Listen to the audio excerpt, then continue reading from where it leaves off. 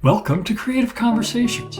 I'm Roger Humphrey. In this episode, I'm pleased to welcome the very talented music educator, Maggie Malone. Maggie is the superintendent of the West Michigan Academy of Arts and Academics. In her storied career, she has taught band in public schools, started an adult choir, and has been a champion of community-based music groups.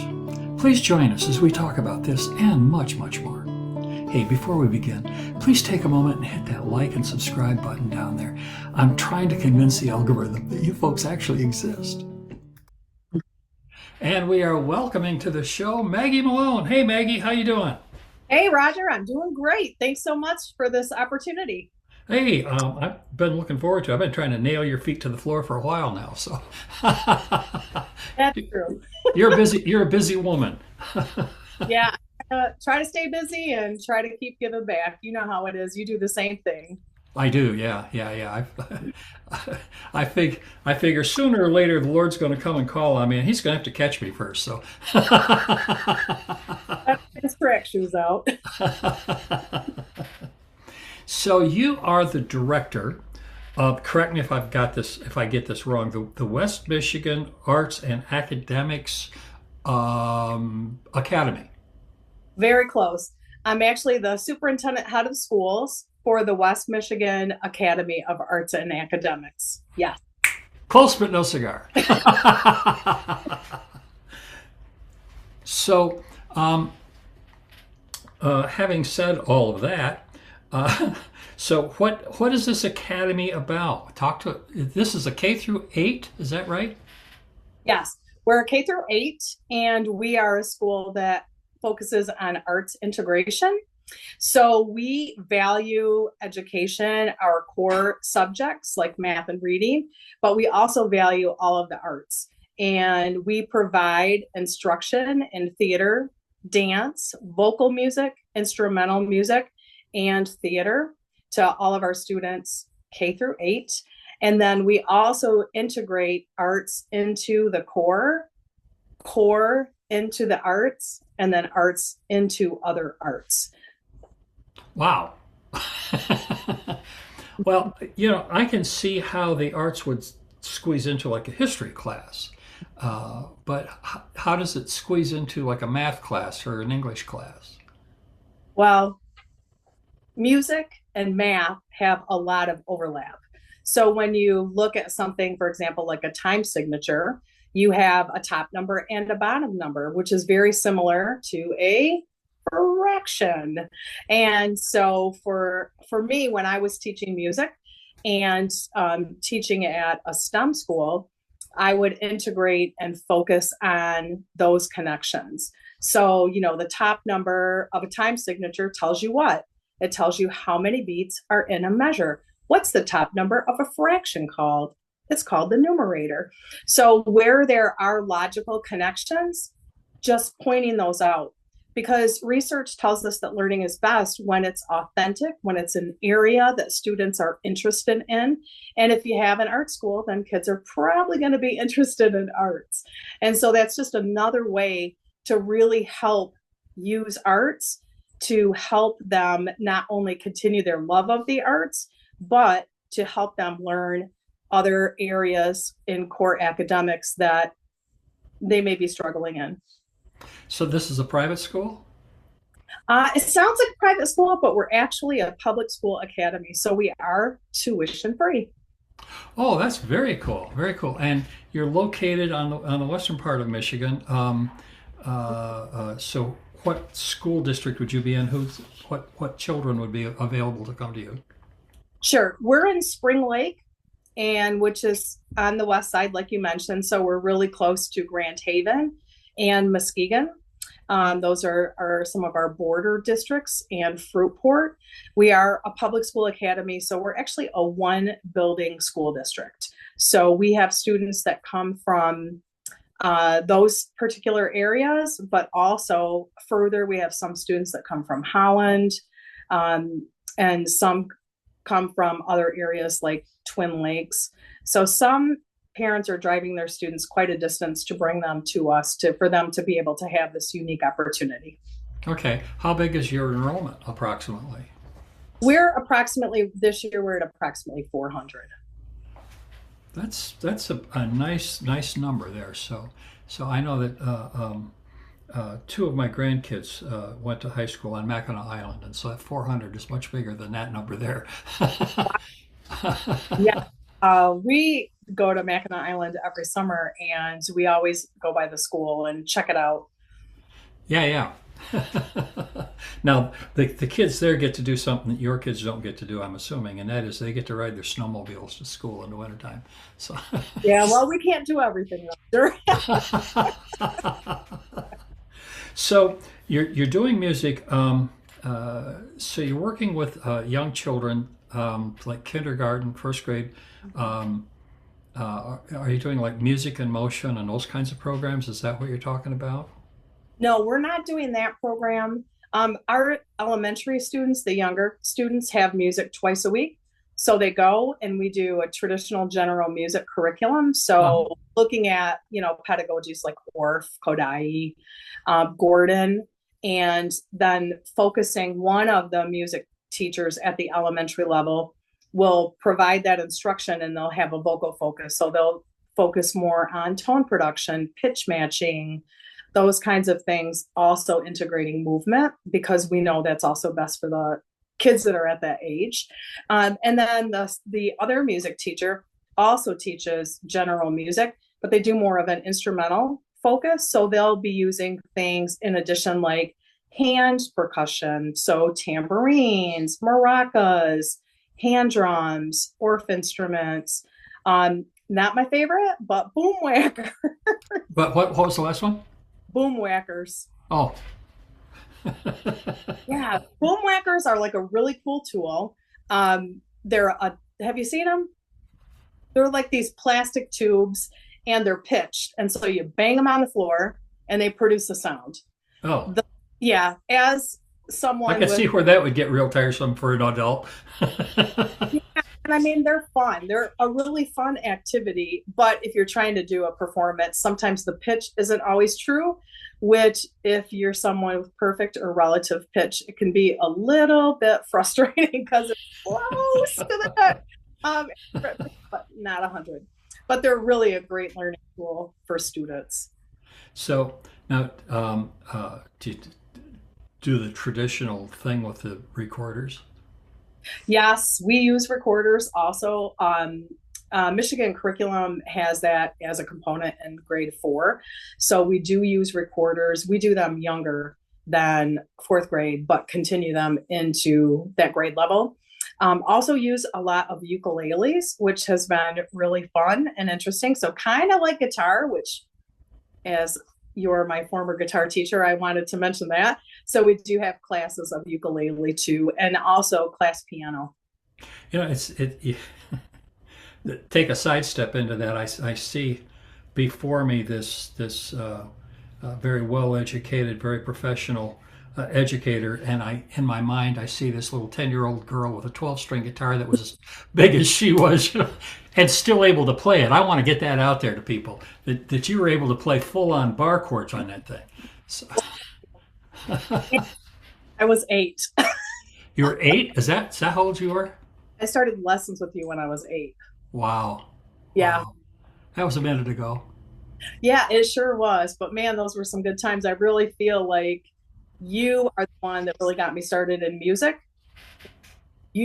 I remember you requiring me to learn how to read. And I Yeah. just play a song.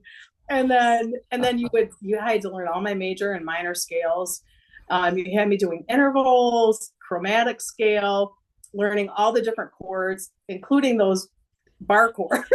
That everybody loves, right? Yes. Oh my God, they're hard, especially when you're young and Oh yeah. you have a lot of hand strength yet. Yeah, So but they finally play songs, so it was good. you played very well. So Well, thank you. so now you don't know this, of course, but I started teaching ukulele a few years ago, and actually have written a couple of courses. I So did not know that. including, I'll plug myself here. If Mhm. I have I have a course that's available for not a lot of money on my website, and it involves it's a self study thing, and it's written primarily for adults, Oh, for who have never had music. and it's just chords and strumming, simple folk songs.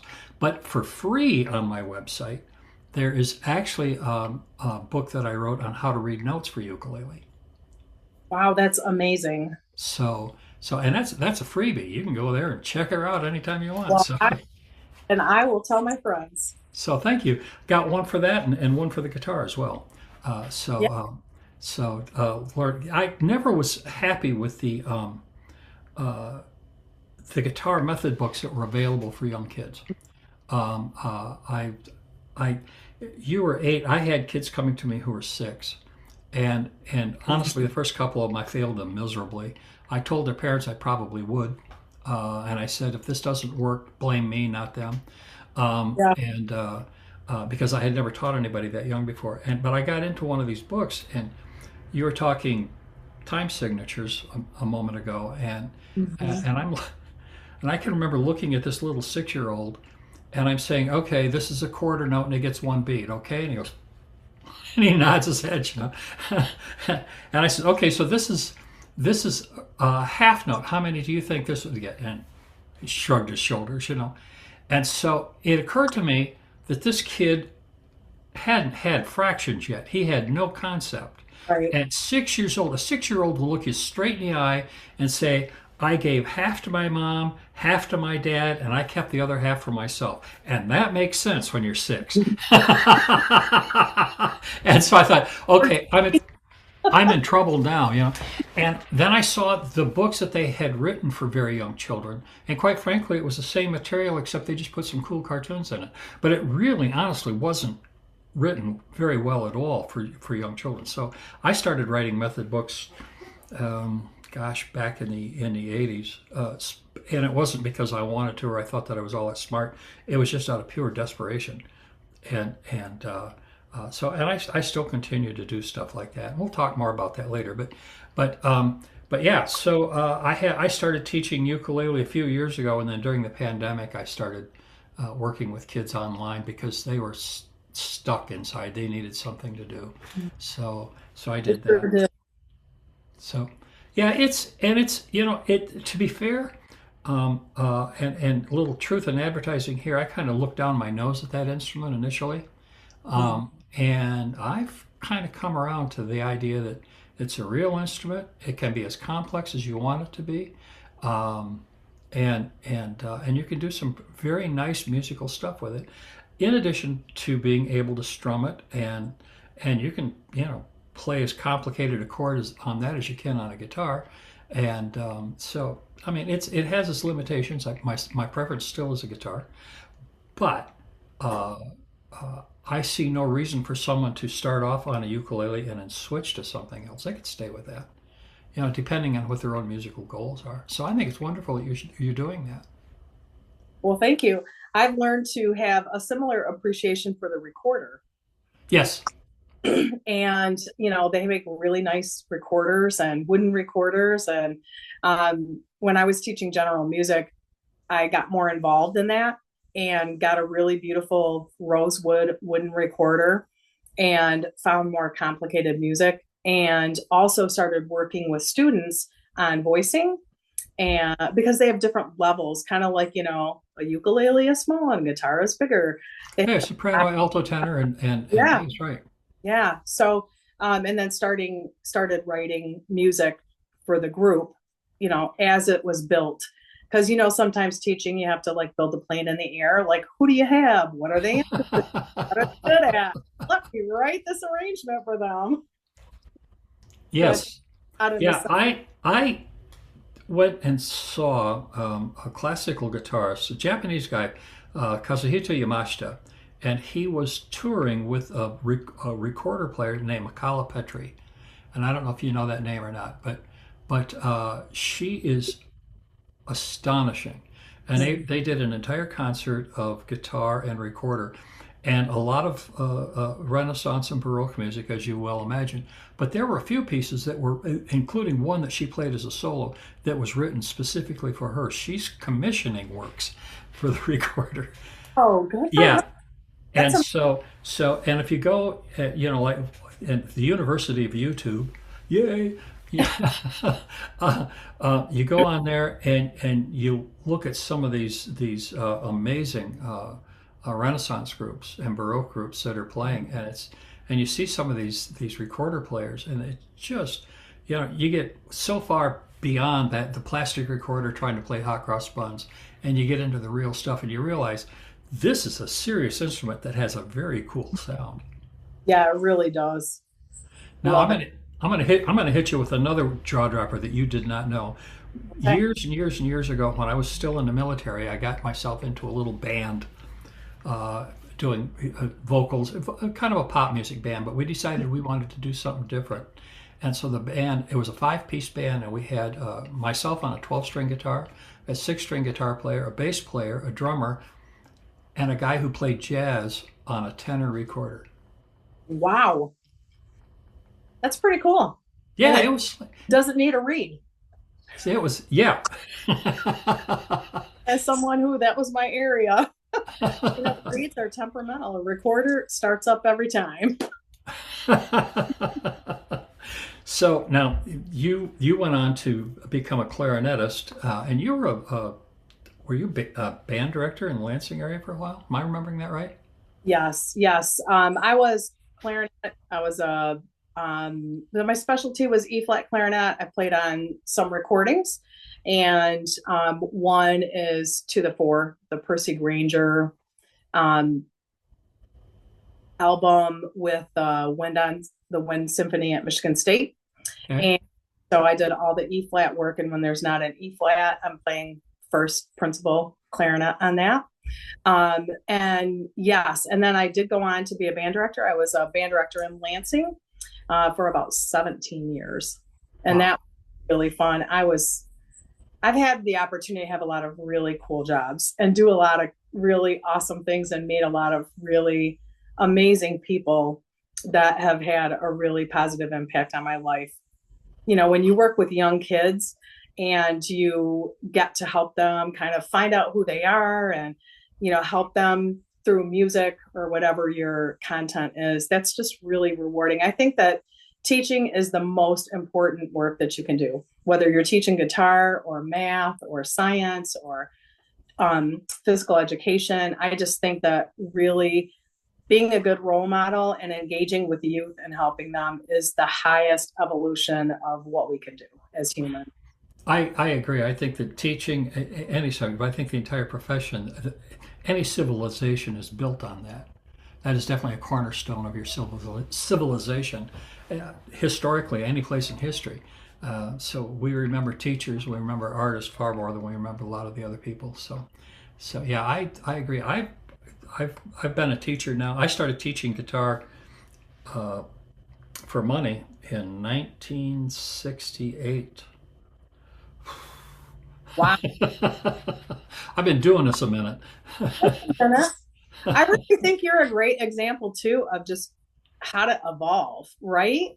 Because you've done so many different things and you've had the opportunity to travel and to bring things back and then take what you've learned and utilize it in a different way. And I just look up to you for that. And I've been trying to do the same thing myself in my own way. Thank you. So yeah, so apparently I infected you early. It must have been the scales. I'm sorry, say again. It must have been the scales. Must have been those dreaded scales. It's interesting because when I teach, to this day, one of the first things that I teach a child, and we do things by rote initially, and then I get into note reading. And one of the first things that I teach them is a chromatic scale on the guitar. And I do that for a variety of reasons. I want them to understand, I just want them to have a sense of musical direction and how these things are connected and just get a sense of half steps and whole steps. Even though we don't identify them, they just can hear them. It's just to internalize that sound and that feel. But the other thing that I do by doing that is that they get used to the idea of using the little finger on the left hand. For most of us, that's the weakest finger, the weakest hand. And I learned as a child that was my best friend. I could really jazz up my guitar playing, my chord playing, just by being able to do a few things with my pinky. And so I do that, and now the kids, none of them ever complain about or even try to shy away from using the little finger when we're doing things. They just do it because that's how the guitar is played. You take somebody who just plays the first three fingers for the first 6 months, trying to get them to use the pinky is just miserable. It's terrible. When I taught band, I would teach similarly. I would start with the extender chromatic, and I would say, okay, open up your book to the back page, and and then we would talk about it and explain, hey, this is a fingering chart, but this is also your extended chromatic scale. And then over the course of the year, we would talk about like what the right fingering was and how you in a scale you need to go evenly up, and then if you go up you must come down. And, yeah, and I would buy these I found these blow pops, but they were a whistle. And Oh, so slide in the stem or the whatever that yes, whole thing. we'll Yeah, call it a stem. yeah, thank you. But it would slide out like a trombone, and it had little positions on it so you could play a song with it. And Oh, so I would use that as a reward for kids in their first year. I would say, okay, so every Friday I'm going to ask if you're ready for the challenge. And then it would be chromatic scale, and they would have to go all the way up and all the way down evenly. And then they could get this cool whistle pop. And it worked. Kids loved it, but the same concept. It got them with hand position where they were used to using all their fingers. They were used to also going through the range of their instruments, because on wind instruments, it's a particular challenge if you're only playing in a portion of the register, that the instrument has capacity to be able to push beyond that, to be able to really extend and play the full range of your instrument. so at the academy, are you doing a full range of band instruments as well then? We do have band, yes, and the band teacher is working with them. Kids have the opportunity at West Michigan Academy of Arts and Academics to explore band as early as fourth grade. That's So, cool. yeah, it is really cool. They get to try it for one marking period. And then in fifth grade, they get the opportunity to take a couple different ones for a longer period of time. And they choose their arts major. And so in the fifth grade, they choose their major. And then in seventh grade, they focus on that major, but they also have the opportunity to participate in the other forms of art as well. So choir then as well, if you got Yeah, boys? absolutely, yeah. Yeah, that's great. I'm a big choir geek from way back. Well, Um, I have something to tell you that I don't think you know about me, Roger. okay. I actually started a vocal group. Oh, I did not know that. Yeah. So when I was working for the Grand Rapids Public Schools, um, we had a request for a vocal group to perform. The call time was like 5 a.m. From a local television station. And I just told them, I said, hey, I don't think I'm going to be able to get kids, but I could get some adults for you. Would that be okay? And they said yes. And I got some singers together and we sang on television for the holidays. It was like, holiday songs Uh-huh. and sang, and they just were, oh, you're so great. You got to come back next year. And so it started for that reason, but it evolved into this really amazing opportunity and bonding that's really hard to articulate in words. We took all these different people who supported the arts, they supported music, they were educational supporters. Many of them worked for the Grand Rapids Public Schools as well, and just came together and sang. And we would go to the Children's Hospital and sing. And then we just kind of grew together. We would have guest artists come in and conduct us. We did a really phenomenal Black History concert one year at the listening room, and it turned into this fellowship of, sometimes people are working in a job where they're out of town or they don't know very many people. They're new in the area. It kind of became this support group for people and this camaraderie and this special bond. And it also became professional development for the people that were in the room, because I feel like, you go to a training and you read a book and you do these things, but as artists, as working, functioning musicians, there's nothing like part of being in an ensemble Right. and having someone rehearse you. And there's something in our evolution of musicians for many of us that are, not playing in a symphony, where you're out of the habit of performing with others at a high level and being instructed and having someone push back on you. No, you're flat. Hey, I need your vowel sound to be taller. I need, and running through those, having someone run you through those paces that we all did when we were really building our craft and learning and honing and focusing and listening and developing our ears. And so the byproduct of that was that piece of it. So a really tight knit group that felt very connected. We had a lot of interviews on television and radio. And then before COVID, there was a period where we were getting 3 to 5 media hits a week.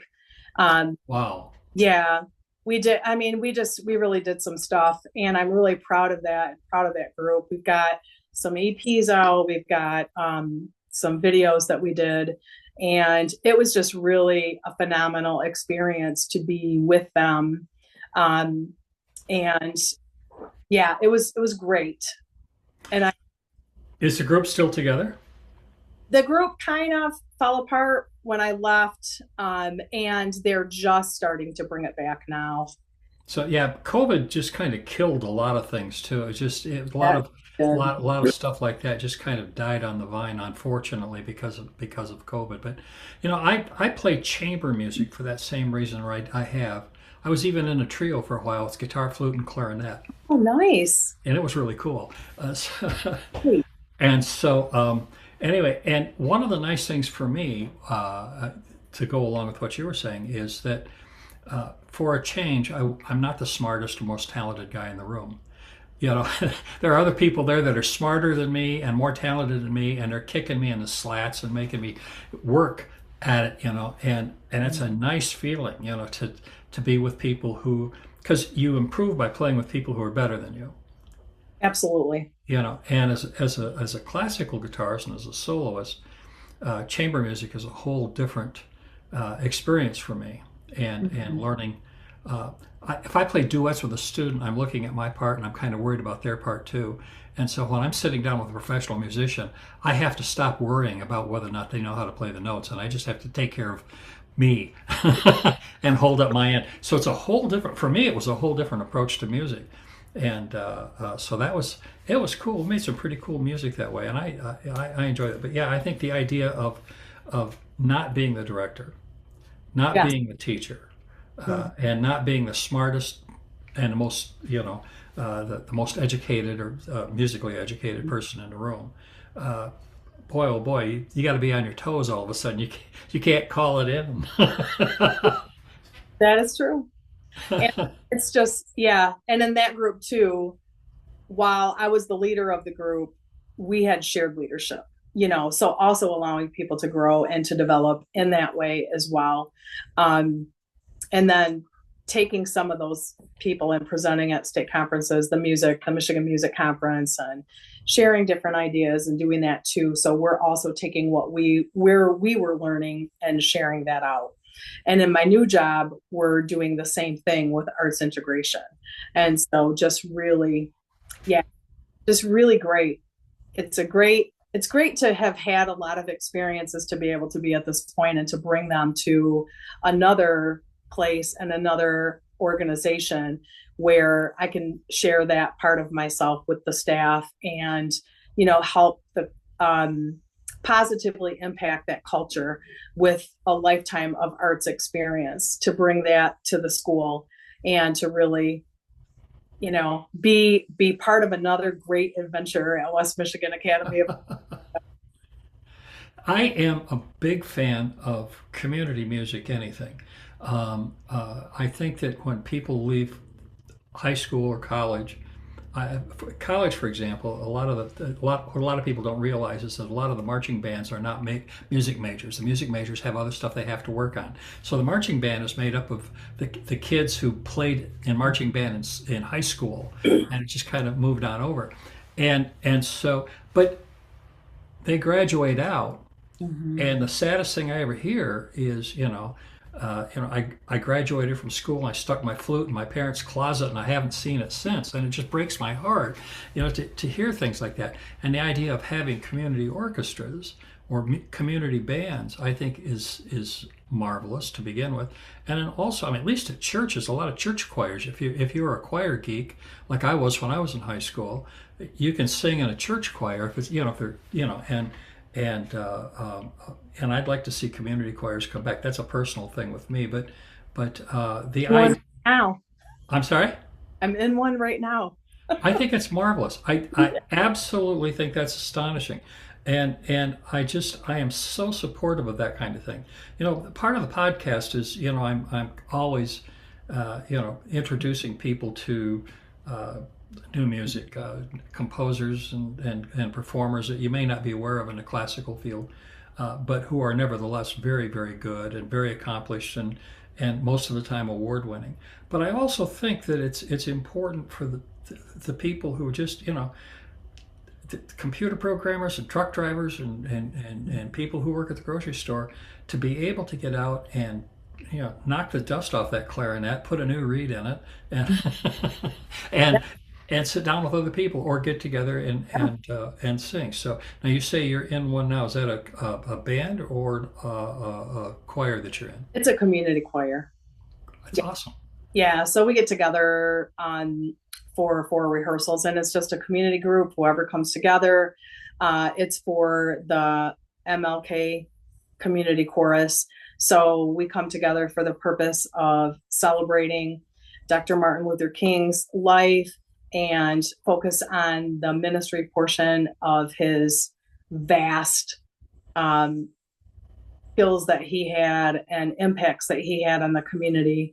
And so I have the privilege of being on that board. And so we all come together. We're doing it right now. We have 4 rehearsals, and then we do the gig.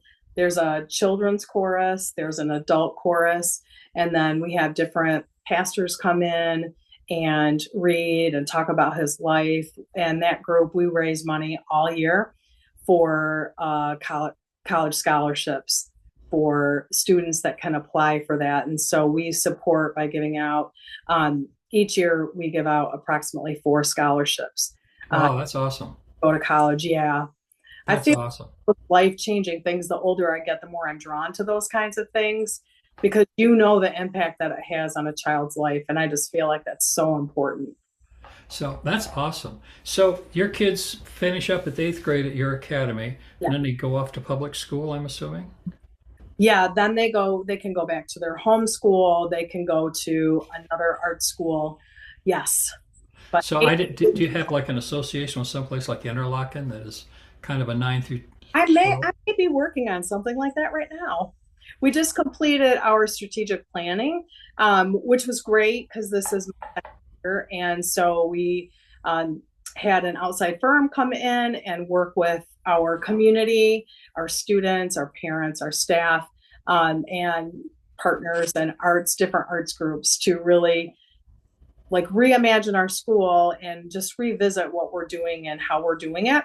And so we've just finished the plan and we're working on formalizing it, getting the graphics together, and it will go to our board for their approval at the end of this month. And then we're going to be rolling forward with a lot of, in my opinion, like really fun things, really like going to work, pulling our bootstraps up and getting some stuff going.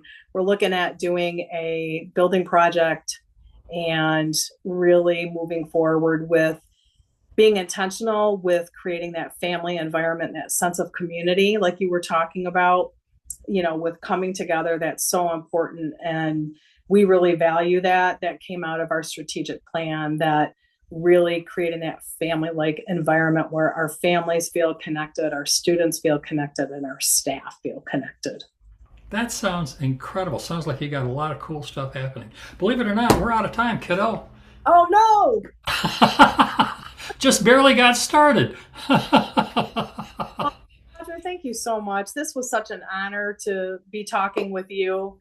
And thanks for thinking of me and inviting me. And I'm so proud of you. As one I am so grateful that you took the time out of your busy life to hang out with an old man like me.